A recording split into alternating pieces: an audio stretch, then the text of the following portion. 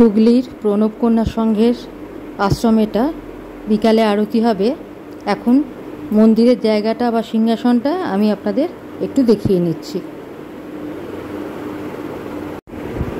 জায়গাটা খুব সুন্দর করে সাজানো।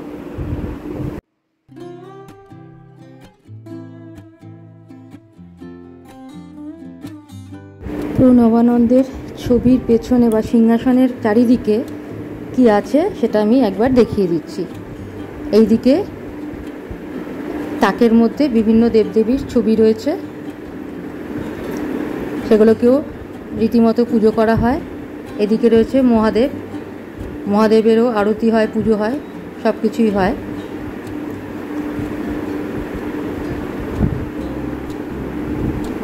এটা প্রণবানন্দের সিংহাসন। এই সিংহাসনটা আমি ভালো করে দেখিয়ে দিচ্ছি। পুজোর ব্যবস্থা হচ্ছে, আরতির ব্যবস্থা হচ্ছে, সব রেডি করা হচ্ছে। দর্শকদের বসার জায়গাটা একবার দেখিয়ে দিচ্ছি।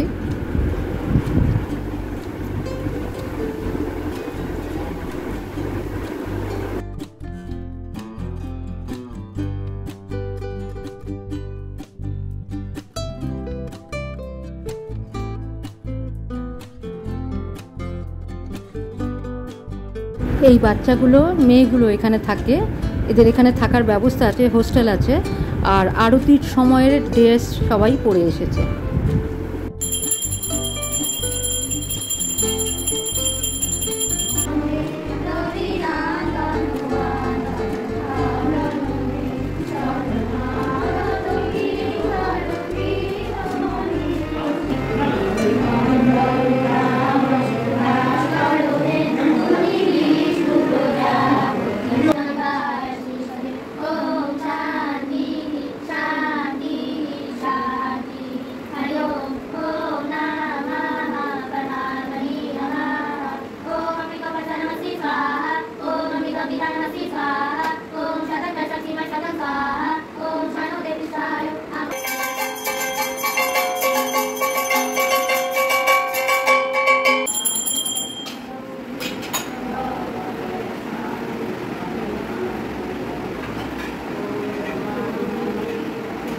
এখানে প্রণবানন্দের পাদুকাদ্বয় দুধ জল দিয়ে ধুয়ে পরিষ্কার করে চরণামৃত তৈরি করা হলো। এবার তার পা দুটো পরিষ্কার করে মুছে আবার স্বস্থানে রাখা হবে।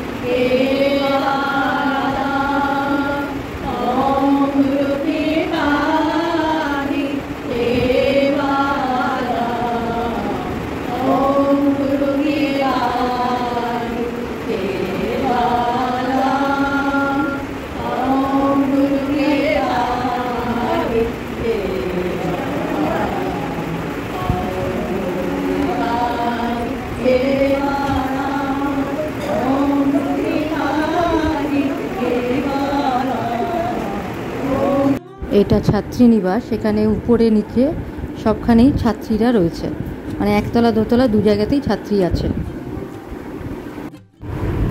এখানে আরতির পর প্রসাদ দেওয়া হচ্ছে।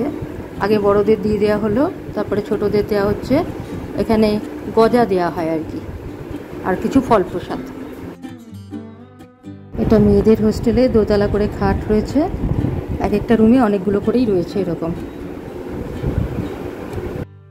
সকালে রান্নার প্রস্তুতি হচ্ছে, আলুর খোসা, পটলের খোসা সব ছাড়িয়ে রাখা হচ্ছে আগের দিন রাতে। এটা গেস্ট হাউসের বাথরুম।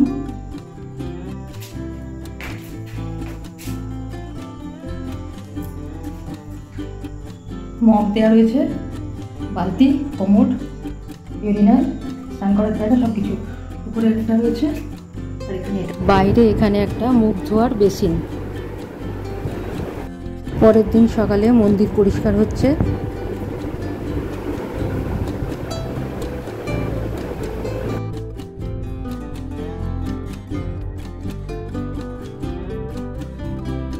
ভেতরে এটা ডাইনিং হল।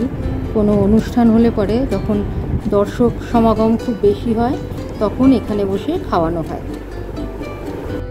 সকালের প্রসাদ টিফিন দেয়া হচ্ছে, আম, খই এই সমস্ত মাখা। এখানে বাচ্চারা সকালের টিফিন খাচ্ছে, 1 গ্লাস দুধ আর বিস্কুট। মানে দুধটা গ্লাসে করে মাপ অনুযায়ী দেওয়া হচ্ছে, ওরা থালাতে ঢেলে নিচ্ছে।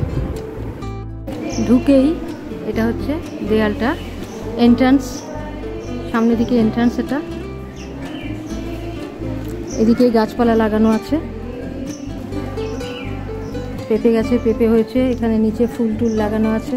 এখানে একটা লেবু গাছ, লেবুগুলো দেয়া হয় ভোগের সময় দেয়া হয়, মানে যখন খাওয়া হয় আর কি রোজ।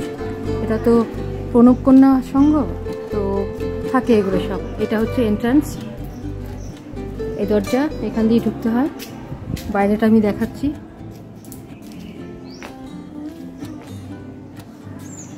পোস্ট অফিসের এখান দিয়ে, প্রতাপপুর পোস্ট অফিসের এখান দিয়ে আসা এই রাস্তা দিয়ে। আর এই রাস্তা দিয়ে গেলে পরে গঙ্গা সামনেই। আর এই যে হচ্ছে আশ্রমটা।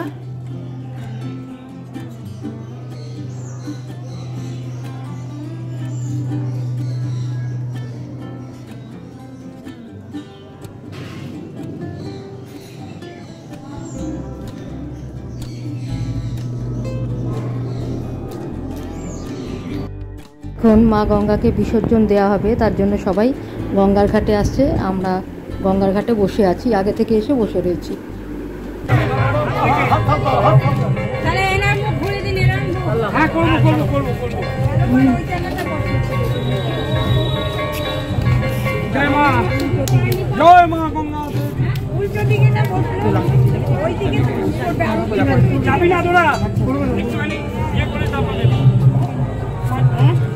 একটু থেকে যাও।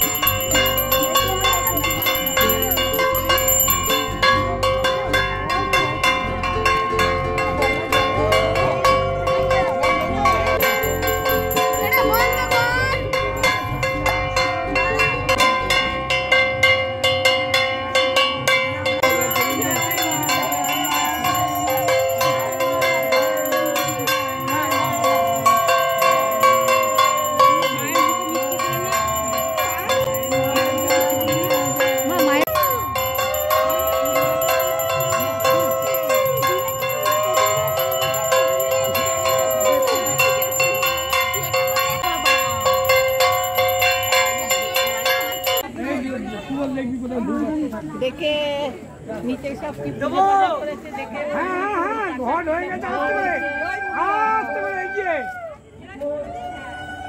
একটু এগিয়ে।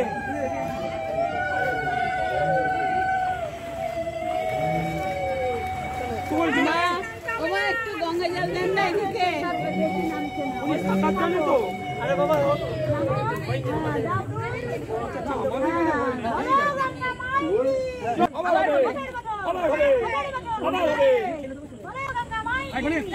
জলে ছিটে দাও না।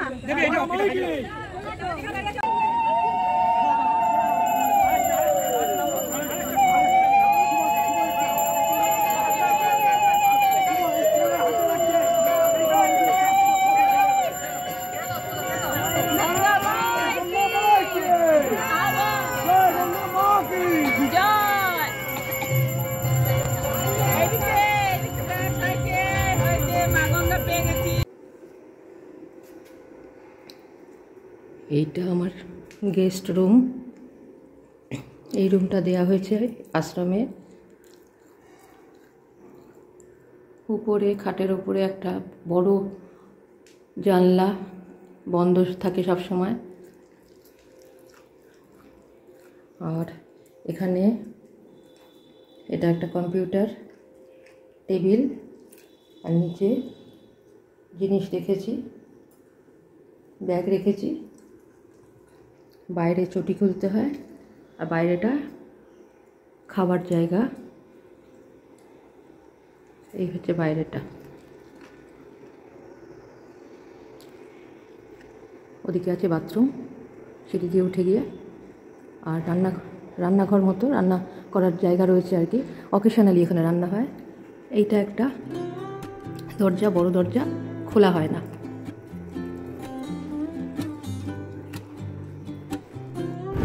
প্রণব কন্যা সংঘকে বিদায় জানিয়ে আমি চলে যাচ্ছি। এটা হুগলির লঞ্চ ঘাট। লঞ্চে উঠেছি, আমি যাব এখন নৈহাটি। ঘাট থেকে নৈহাটি যেতে ভাড়া লাগলো 10 টাকা, আর প্রণব কন্যা সংঘ থেকে লঞ্চ ঘাটে আসতে ভাড়া নিল 15 টাকা। 10 টাকা ভাড়া, 15 টাকা দিলাম। লঞ্চ ছেড়ে দিয়েছে, এবার এগিয়ে যাচ্ছি নৈহাটির দিকে। বাঁ দিকের গাছগাছালিগুলো সব সরে সরে যাচ্ছে পেছনে। এটা দেখলেই বোঝা যাচ্ছে যে লঞ্চ এগিয়ে যাচ্ছে। নৈহাটির গঙ্গার উপরে এটা দেখা যাচ্ছে জুবিলি সেতু, একদম কার্ভ করা, নতুন হয়েছে এটা। পুরোনোটা এখন অতটা ইউজ করা হয় না। এসে গেলাম নৈহাটি লঞ্চ ঘাটে। আমার আজকের মতো যাত্রা শেষ। পরে অন্য কোনো ভিডিও নিয়ে ফিরে আসবো। ততক্ষণ সবাই ভালো থাকবেন। ধন্যবাদ।